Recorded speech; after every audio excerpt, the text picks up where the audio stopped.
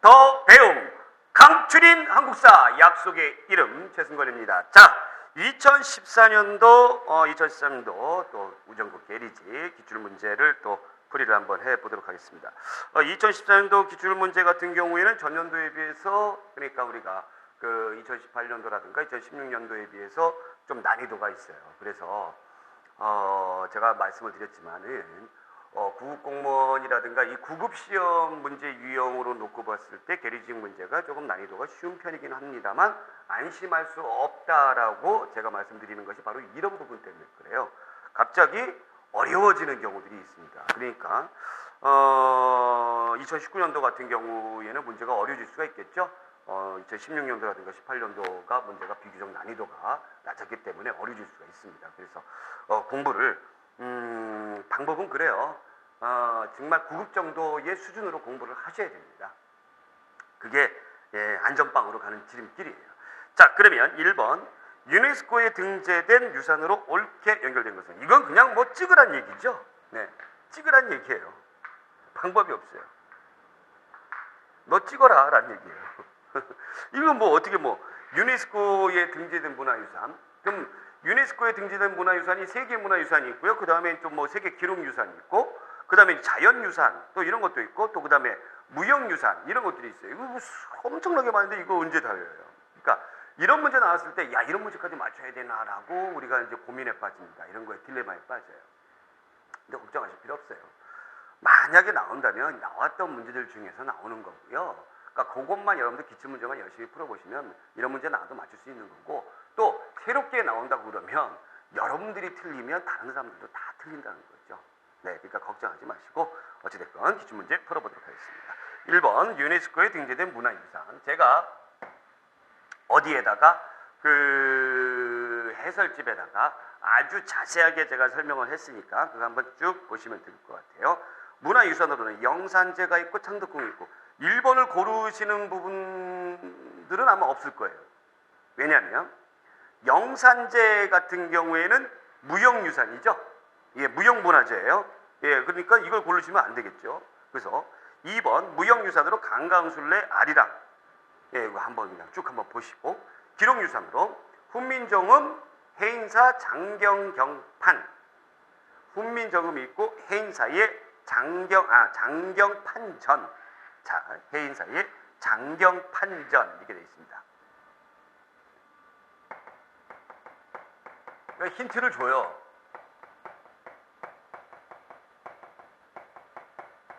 제가 그 해설에도 이렇게 얘기를 했지만은 여러분들이 그 합천해인사에 있는 우리가 팔만대장경이 있죠. 이 팔만대장경은 뭐예요? 기록유산이에요. 기록이니까 기록유산이에요.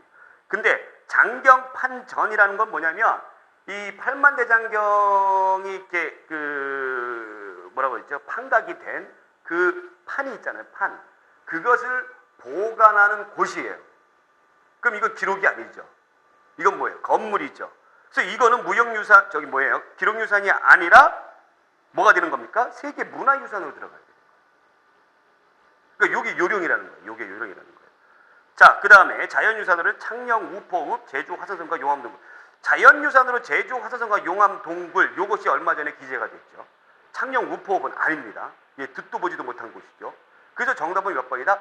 2번이다라는 2번. 2번인데, 그러니까 요런 부분들, 요런 문제를 풀 때에 이 문제가 무조건 찍어라 라고 하는 것이 아니라 어떤 거? 힌트를 준다라는 거죠. 분류를 너희들이 제대로 할 줄 아느냐, 모르느냐, 이런 것들을 물어본다는 거죠. 즉, 문화유산의 정의에 대해서, 기록유산의 정의에 대해서, 또 그 다음에 무형문화유산의 정의에 대해서 제대로 여러분들이 구분할 수 있느냐, 또 자연유산이 있느냐, 이런 것도 여러분들 구분하셔야 된다는 얘기입니다. 이런 것만 여러분들이 해주시면 돼요. 걱정하지 마시고. 자, 아시겠죠? 자, 그 다음에 2번 문제. 고려시대와 조선시대의 사회 경제에 대한 설명으로 옳지 않은 것은. 옳지 않은 것은 이라는 것이 문제 유형 중에서는 제일 쉬운 문제예요. 네. 하나만 유독 이상하거든. 그러니까 그거 골라주시면 되는 거예요. 고려시대에는 관청, 소, 사찰, 민간에서 수고 활동이 이루어졌다. 2번. 자, 고려에 뭐라고 그러는 거죠? 조선. 경제 상황을 물어보는 거예요. 이 재밌는 거는요, 바로 뭐냐면 비슷해요. 우리가 역사의 흐름이 굉장히 비슷해요. 고려도 전기, 조선도 전기에는 어떤 국가든지 전기에는 국가주도로 갑니다. 국가주도로. 이게 국가주도로 가는 이유가 뭔가 으쌰으쌰 하거든요. 으쌰으쌰 해. 그래서 국가주도로 가요. 그러다가 이제 후기 들어가게 되면은 흐지부지거리죠. 그러니까 이제 먹고 살기 위해서 민간 위주로 간다라는 겁니다. 자, 1번 고려시대는 관청소, 사찰, 민간에서 수공업이 이루어졌다. 이 맞는 얘기죠. 여기서 이제 우리가 주목해야 될 것은 바로 이거다. 소죠, 소. 그래서 소수공업이라고 불렀어요. 소수공업. 전기 때 소수공업. 그럼 소수공업. 이것이 뭐냐? 향부곡소죠. 향부곡소죠. 향부곡소예요. 향부곡소. 그러면 향부곡소는 바로 뭐냐? 그 천민 취급을 받는 사람들이 거주하는 특수행정구역이에요. 신라시대 때부터 있었죠. 예, 그러다가 이제 조선시대 들어오게 되면서 이것이 없어지게 되는데 향부곡소예요. 그럼 향부곡은 뭐 하냐면은 주로 농민들이 거주합니다. 농민들이 거주해요. 그 다음에 소는 주로 뭐 하냐면 수공업이 한다라는 얘기예요. 나눠놓고 있어요. 그럼 얘네들이 뭐 하냐면 국가에서 필요한 것을 전문적으로 만드는 행정구역이다라는 얘기죠. 신부는 천민이 아닌데 천민 비슷한 대우를 받고 있다. 그래서 얘네들이 불만이 굉장히 많았죠. 불만이 굉장히 많아서 바로 이 군 여기에서 반란이 일어났죠. 무신 집권기에 뭐 공주 명학 소 망이 망소의 난 여기서 일어났던 거죠. 그래서 우리가 여기에서 물건을 만들었다 해서 소수공업이라고 불렀던 거예요. 맞는 얘기입니다. 2번 조선 초기 때는 직전제를 실시하여 관리들의 수조권 분급 제도를 확대했다. 이 상당히 중요한 말인데 2번이 우리가 직전제 요게 언제 실시됐다고요? 세조 때 실시됐어요. 세조 때. 원래 조선 시대에는 과전법을 했습니다. 과전법을 실시했어요. 공양왕 때. 나라 세월이 바로 1년 전에 1391년도에 과전법을 실시했어요. 원래 고려시대의 전반적인 토지제도는 바로 뭐였습니까? 전시과였어요. 그래서 관리를 등급을 나누어서 전지와 시지를 준다라고 얘기를 했습니다. 18등급으로 나눠서 전지는 뭐고 시지는 뭐냐? 전지는 그냥 땅이죠. 그럼 시지는 뭐냐? 쉽게 말하면 산이에요. 산. 산에 뭐가 있어요? 나무가 있죠. 그래서 땔감을 주는 겁니다. 연료. 근데 이것이 너무 많더라 해가지고 이 시를 빼는 겁니다. 시를 빼니까 거꾸로 읽으니까 뭐예요? 과전법이에요. 과전법. 그래서 초반에 경기도의 산에서만 주었습니다. 자, 그런데 이 과전법은 이성계가 신진 4대부들에게 경제적 기반을 마련해 주기 위해서 주었던 제도이기 때문에 나라를 세우는데 공을 세운 신하가 있어요. 그럼 이 땅을 줘야 되겠죠. 땅을 줬습니다. 그럼 줬는데 이 사람이 관직에서 물러나요. 그럼 도로 뺐어요? 그러지 않죠. 그러니까 퇴직한 관리에게도 이것을 주었다라는 얘기죠. 그래서 땅이 없어요. 땅이 없어가지고 뭘 합니까? 세조 때에 바로 직전법을 하더라라는 얘기죠. 자, 직전법은 말 그대로 현직 관리에게만 토지를 주겠다라는 얘기입니다. 퇴직 관리에게는 주지 않겠다. 아, 그럼 나이 먹어서 일도 못하겠어. 그러면 어떻게 해야 돼? 토지 반납하고 그냥 은퇴하는 거죠. 관리들 입장에서 별로 좋지가 않죠. 토지가 없어져, 토지가 점점 부족했기 때문에 이 직전법을 실시했는데 또 한 가지의 세조의 이 직전제를 실시했던 이유는 왕권을 강화하기 위해서 했던 차원도 있어요. 왜냐하면 이 사람이 정상적인 루트를 통해 가지고 임금이 된 것이 아니기 때문에, 그렇죠? 어린 조카를 죽이고 나서 임금이 됐던 거기 때문에 그러한 이유도 있습니다. 그 직전법을 했어요. 그럼에도 불구하고 뭐가 없더라. 토지가 부족하더라. 그래서 성종 때 들어가게 되면 바로 뭐냐면 관급제를 하더라라는 얘기입니다. 자, 관급제를 해요. 그럼 말 그대로 관청에서 뭐 수거합니다. 걷어들여서 관에서 다시 배급을 해주는 거죠. 자, 그러면 뭘 수거하느냐라는 겁니다. 뭘 수거하느냐? 조세를 수거한다라는 겁니다. 조세. 세금을 수거한다. 세금이 옛날 곡식이었잖아요. 그렇죠? 예, 조세를 수거한다. 그러면 여러분들이 아시다시피 여기에서 관리들에게 토지를 줬던 거는 관리들에게 뭘 줬던 거예요? 소유권을 준 것이 아니라 뭘 준 겁니까?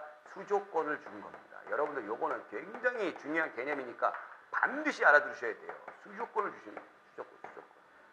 토지를 세금을 걷어들일 권리를 준 거예요. 권리 준 거예요. 그런데 관수관급제, 내가 받은 토지에서 어떻게? 내가 세금도 못 걷어들여. 국가에서 알아서 걷어가. 그러기 때문에 이 관리들이 어떻게 하느냐? 직전법을 실시하는 요 시점서부터 쭉 뭐를 하냐면, 뭐를 하더라? 오늘날로 따지면 부동산 투기를 하더라라는 얘기죠. 토지를 삽니다. 토지를 사요. 내가 돈 들여서 토지를 사요. 내가 관리에 있을 때 돈을 벌어서 빨리 토지를 사야 되겠다. 투기를 하더라. 그래서 대농장을 경영을 합니다. 대농장을 경영하면서 거기서 일하는 백성들, 내 땅에서 일하는 백성들에게 뭐를 해요? 일을 시킨 다음에 공짜로 일 시킬 수는 없죠. 아니요, 공짜로, 그 사람들이 내 땅에서 공짜로 일을 할 수는 없죠. 너 일한 대가로 반은 너 먹고 반은 나한테 바쳐. 그래서 병작 반수가 성행하게 되는 이유가 여기에 있다는 얘기죠. 네.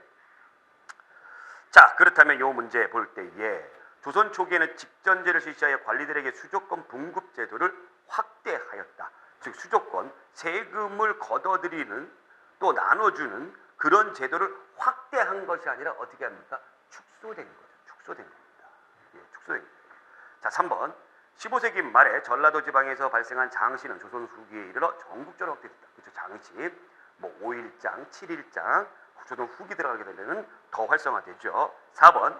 고려 시대에는 국가의 특정한 복지기금을 마련하기 위해 광학보, 제위보, 팔관보 등의 보를 만들었다. 보. 이 재단이라고 제가 지난번에 얘기를 했죠. 예, 맞는 얘기고. 그래서 정답은 2번. 자, 3번. 다음에 소설하는 인물 기역에 대한 설명으로 옳은 것은 기역.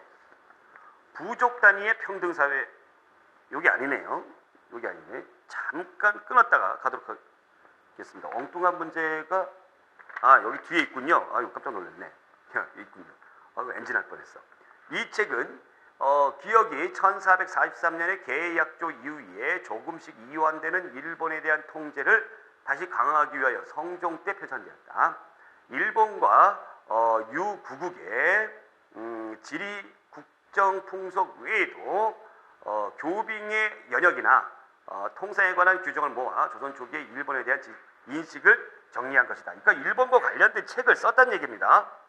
야, 대단한 거죠. 예, 남의 나라. 계약조 이후에 일본에 대한 통제 강화 성종 때 편찬됐어요. 이게 누가 편찬됐냐면 신숙주가 있습니다. 신숙주 해동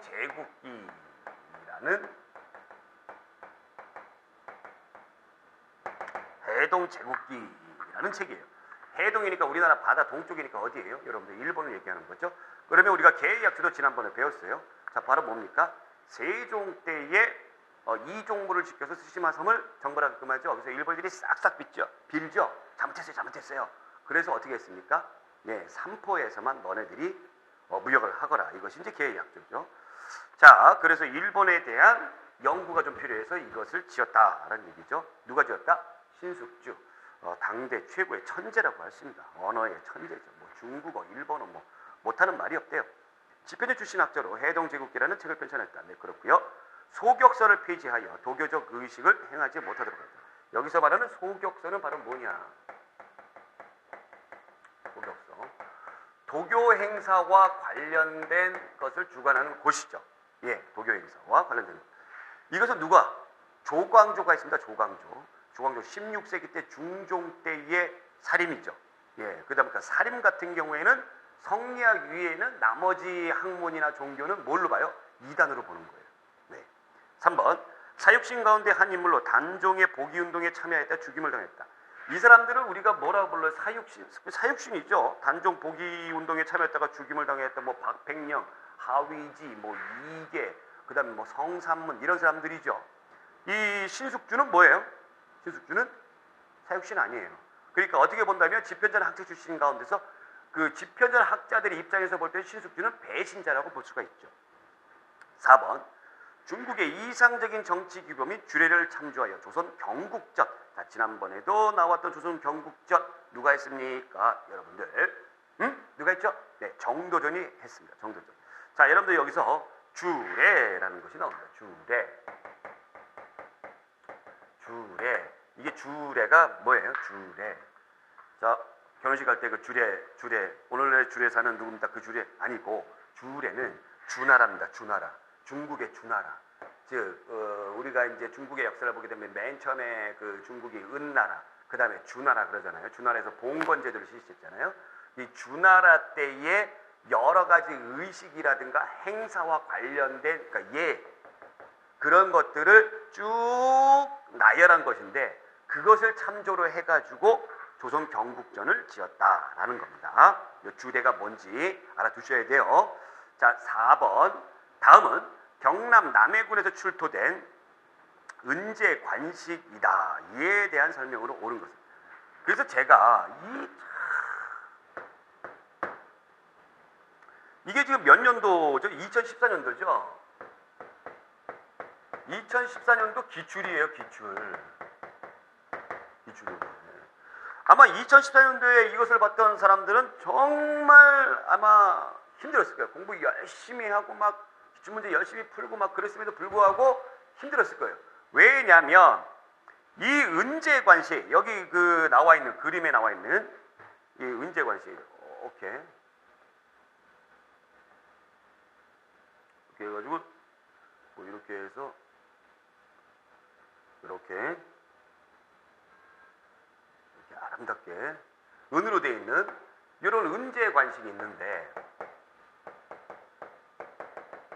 이것은 듣도 보지도 못한 것을 시험 문제에 냈던 겁니다. 네, 듣도 보지도 못한 것을 시험 문제에 냈어요.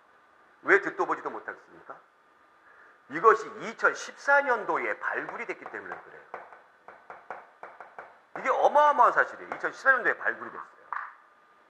네, 당시 학계에서는 경사가 난 거지만 수험생한테는 굉장히 안 좋은 거죠. 2014년도에 발굴이 된 걸 2014년도 기출 시험 문제에 내는 이 우정구 어떻게 해야 돼요? 어떻게 해야 돼요? 그렇죠? 그래서 여러분들이 뭐도 꼭 챙겨 보셔야 되냐면은 뉴스라든가 이런 것도 꼭 챙겨 보셔야 돼요. 그래야지만 그 해에 이럴 수가 있는 거예요. 이럴 수가 있는 거예요. 아, 바쁜데 어떻게 뉴스까지 챙겨봐요? 전 그러면 내가 그냥 챙겨볼게요. 내가 챙겨보고 그때 이런 거 있었다. 올해 이런 것이 있었다. 그러면은 제가 말씀을 드리도록 하겠습니다. 자, 어찌됐든 이 은제관식은 어디에서 나왔다고 해요? 어디서? 경남 남해에서 나왔대요. 경남 남해. 그럼 경남 남해가 또 여러분들이 어디 위치를 하고 있는지 또 아셔야 될 거 아닙니까? 그렇죠?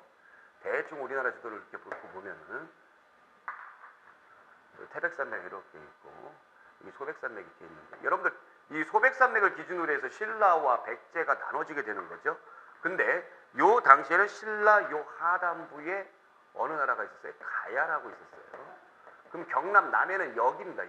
여기가 경남 남해예요. 그럼 백제하고는 거리가 먼 거죠. 자, 이 은제 관식은 뭐를 의미하냐면 백제의 유물이에요. 백제 거예요. 백제 거예요.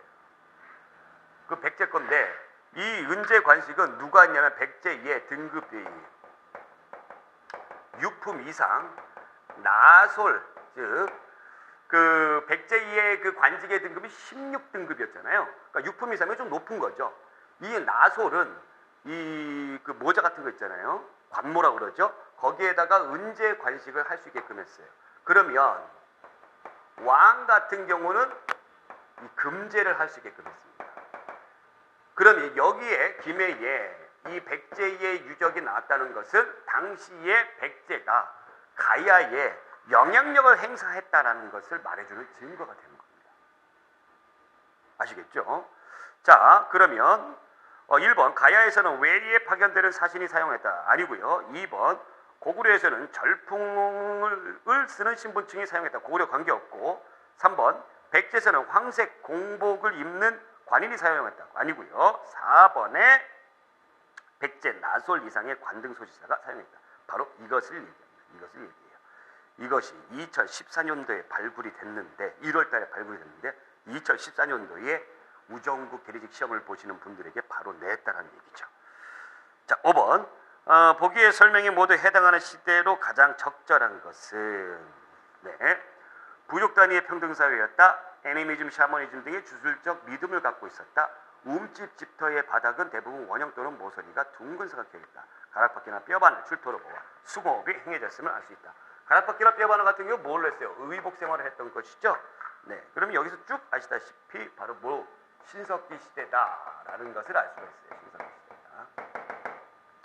그렇죠. 그러니까 여러분들 그 농경 생활을 하다 보니까는 이제 정착 생활을 하게 되는 거죠. 그러다 보니까는 그 집단, 그 시족 사회의 그 마을 부락별로의 집단적인 원시 종교, 애니미즘, 그 다음에 샤머니즘, 그 다음에 토테미즘 이런 것들이 나타나게 되는 것이고, 그러다 보니까 집이 필요하니까 우음집이 있었던 것이고, 또 그 계절이 바뀌니까 옷을 입어야 되겠죠. 그래서 가락바퀴나 뼈바늘 이런 것으로 의복 생활을 했다라는 거죠. 그래서 정답은 2번 신석기 시대.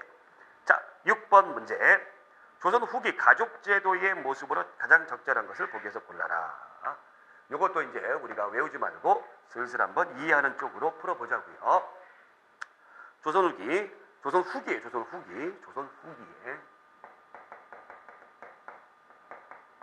가족제도. 여러분들 조선 후기의 가족제도는요, 여러분들 어머니 아버님 세대 때의 가족제도하고 그닥 다르지 않아요. 네, 그닥 다르지 않아요. 자, 조선 후기의 가족제도 어떻게 변화가 되느냐 한번 보겠습니다. 우선 이러한 제도가 변화가 되는 것은 어떤 그 학문의 영향이 가장 큰 영향을 끼칩니다. 우리 지금도 우리나라 사회를 지배하고 있는 그 학문은 바로 이제 유교죠, 유교. 특히 이제 성리학.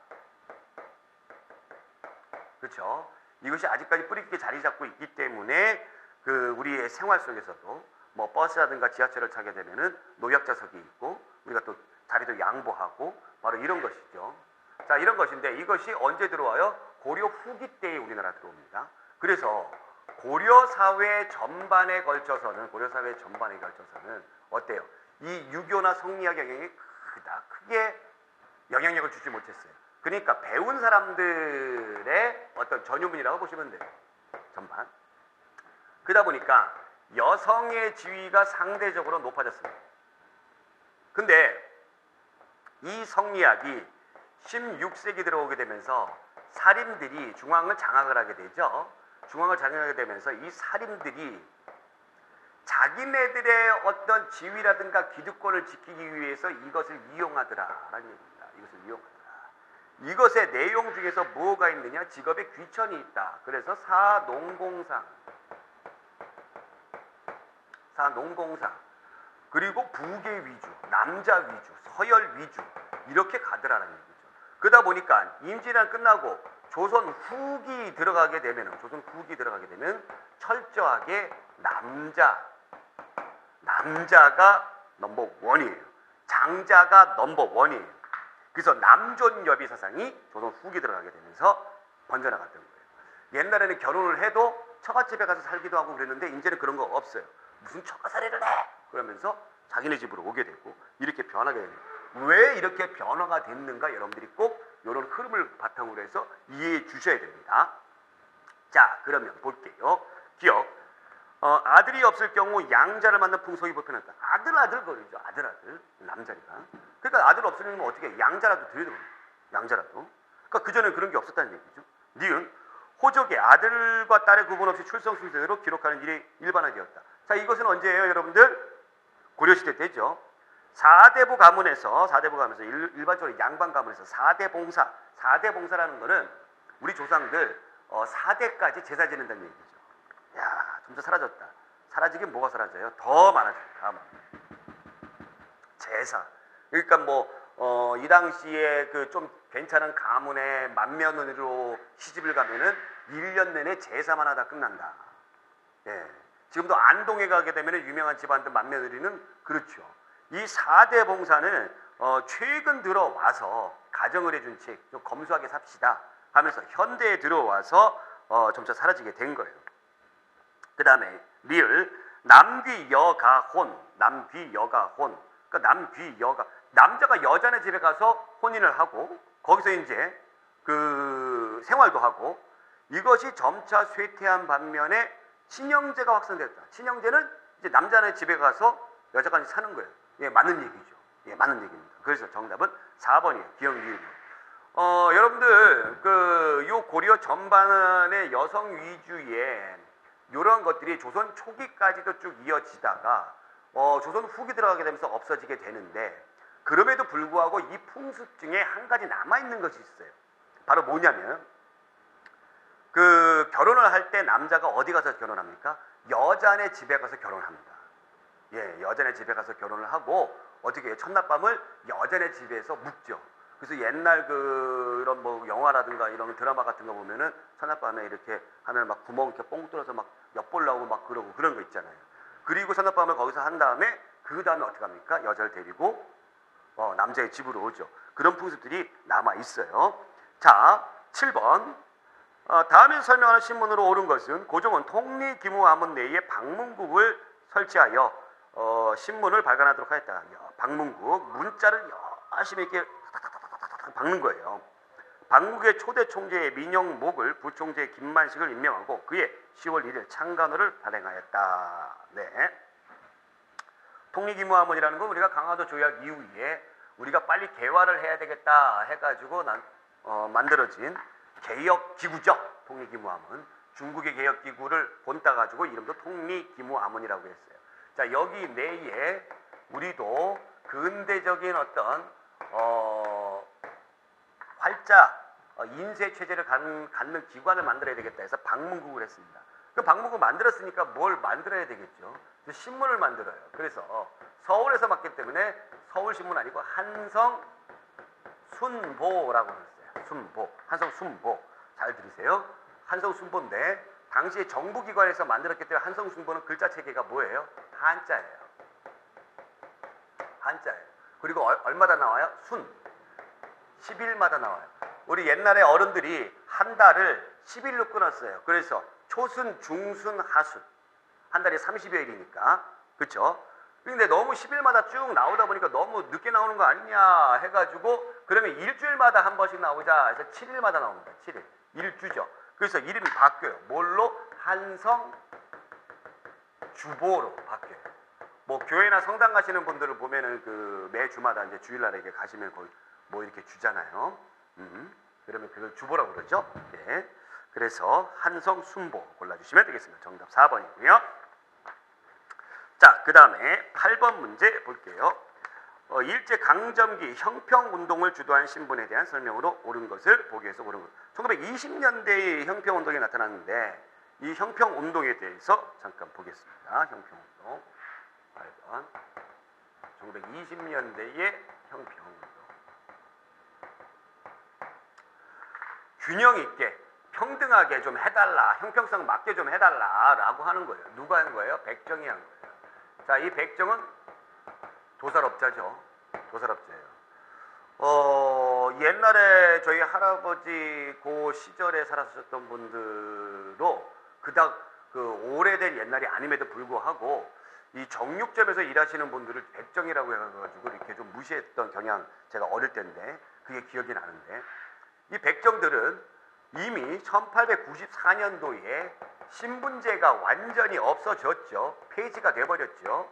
네, 공식적으로 없어져 버렸습니다. 법적으로.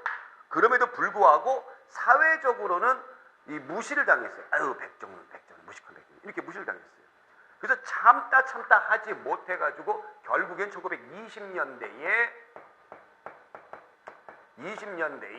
우리도 좀 평등하게 해달라. 신문제 없어졌는데 왜 우리 무시하냐? 라고 이야기를 했습니다. 근데 중요한 거는 이 사람들이 어떻게 해서 이것이 형평운동을 벌일 수가 있었겠느냐. 제 생각에는 이 형평운동에 영향을 주었던 것은 바로 사회주의 사상이에요. 제가 지난번에 사회주의에 대해서 백남은 선생님이 설명하면서 설명해 드렸던 걸로 아는데 이 사회주의는 일률적인 평등을 얘기하는 거죠. 계급이 완전히 없어지는 것을 얘기하는 거죠. 그래서 이 사회주의 사상이 들어오게 되면서 이러면 사회적으로 차별을 받았던 그런 신분들이 각성을 받게 됩니다. 그런 사람들이 주로 어떤 사람들이 여기 나와 있는 백정이라든가 또 여성들이라든가 또 어린이. 그래서 우리가 뭐 어린이들을 보호하자 해가지고 어린이날. 또 이제 뭐가 있죠? 뭐 노동자라든가 또 소장농이라든가 또 이런 사람들이 굉장히 자극을 받게 되는 거예요. 그러니까 이 사회주의가 들어왔던 것이 굉장히 큰 영향을 준다라는 거 알아두시면 되겠습니다. 자, 그럼 기억. 자신들만의 마을을 이루어 거주하였으며 상투를 들거나 두루마기를 입을 수 없었다. 네, 그렇고요. 니은 도살 및 고기 파는 일, 가죽신 만드는 일, 유기 그릇 따위를 만드는 일에 종사했다. 그렇죠. 디귿 광무개혁으로 법률상의 신분 구분이 없어졌으며, 광무개혁이 아니죠. 갑오개혁되죠. 리을 1910년대에 자신들에 대한 신분차별과 멸시를 타파하려고 진주에서 조선 형평사를 조직했다. 1910년대가 아니라 1920년대다. 우리가 이 사회주의 혁명이라고 그러는 그 레닌에 의해서 사회주의 혁명이 일어나죠. 어디에서? 러시아에서. 이것이 이제 1차 세계대전 중, 1차 세계대전 중이라는 것은 1914년부터 18년까지예요. 근데 요 중에 1917년도에 사회주의 혁명이 일어나요. 그러니까 10년대에 사회주의의 영향이 뭐 들어왔다는 것은 말이 안 되는 거죠. 그래서 정답은 몇 번입니까? 우리가 1번 골라주시면 되겠습니다. 자, 9번 문제. 미추진 기억 이전의 우리나라 사회 모습으로 옳지 않은 것은 해방 이후 우정사업의 가장 획기적인 성과는 우체국의 대량 증설에 의한 일면 일국주의 달성이었다. 농어촌에 별정 우체국이 설치되어 우체국이 대폭 증설되었다. 이로써 도시와 농촌 간의 통신시설을 균형 있게 제공하게 되었다. 이런 우편망의 비약적인 신장에 힘을 입어 매일 배달제가 실시되었다. 그 우리나라 우편 역사상 처음으로 우편 번호제가 실시되었으며 서울중앙우체국의 컨베이어 시스템이 갖춰짐으로써 우편 작업 기계화의 첫발을 내딛게 되었다. 한국 우정 100년상. 우리가 우정국이 처음에 나타난 것이 1884년이죠. 그러다가 이제 갑신정변이 실패로 끝나면서 없어졌다가 1895년도에 을미개혁이 일어나게 돼서 다시 이제 나타나게 됐는데 우편제도가 처음으로 실시가 되었대요. 자, 우편제도가 언제 처음 실시됐느냐? 1979년도예요. 이거 꼭 알아주세요. 여러분들 우정국 계리식 시험 보시는 분들이기 때문에 요때에 시작이 되었어요. 그러면 그 이전의 사회 모습입니다. 1979 아닌 거. 그러니까 이거 쉽게 풀 수 있어요.